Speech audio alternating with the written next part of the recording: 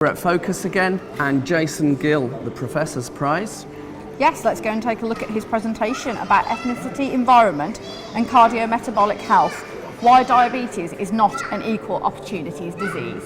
Or, in short, why not everybody's BMI should be the same. These are figures you're all familiar with. We know that there is a huge number of cases of diabetes in the world.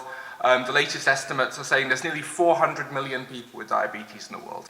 And this is projected to increase. So by 2035, it is estimated there'll be almost 600 million people with diabetes in the world. And currently, 1 in 9 healthcare dollars or pounds worldwide is spent on this single condition.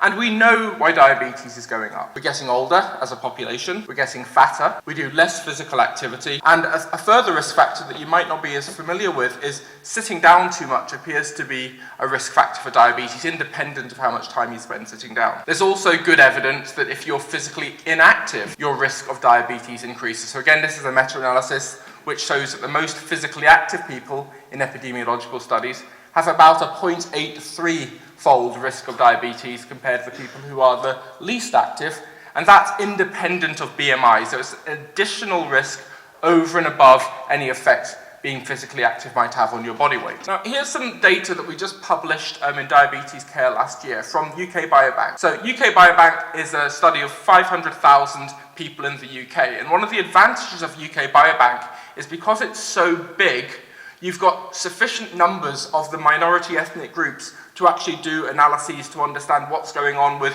health and determinants of disease in these smaller groups which we might not be able to get in most studies. So what we've done here is we have plotted prevalence of diabetes on the y-axis against body mass index on the left axis, and this is data for women. You can see the black line at the bottom is data for white European women. As BMI increases, it's fairly shallow, but there's an increase in diabetes risk. What we're finding is equivalent levels of diabetes risk at much, much lower BMIs in non-white groups. And what we also see is if you look at the red line and the black line, the red line is quite a lot steeper. So that for any unit increase in BMI, if you are South Asian, you've got a much bigger increment in diabetes risk than if you're European. So the question is, why is that the case? There is a hypothesis that what happens is when you put on fat, you initially put on fat subcutaneously.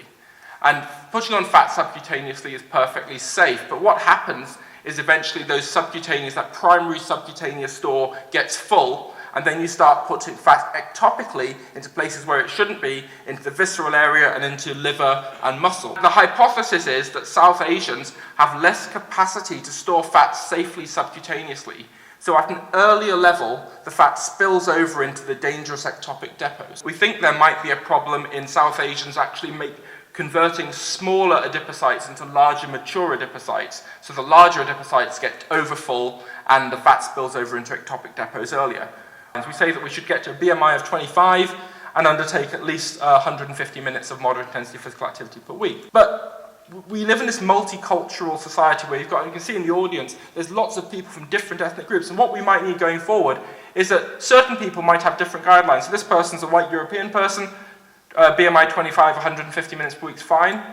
That person might need to have a lower BMI and do more activity, and that person, again, might need to do more and have a lower BMI. So I think we're going to be moving away from one-size-fits-all with guidelines because the biology suggests that risk is different, and to minimize risk, we need to have different levels in different populations. Jonathan, you're going to take the picture from there? I'm just taking a video of you guys. You're just taking the video.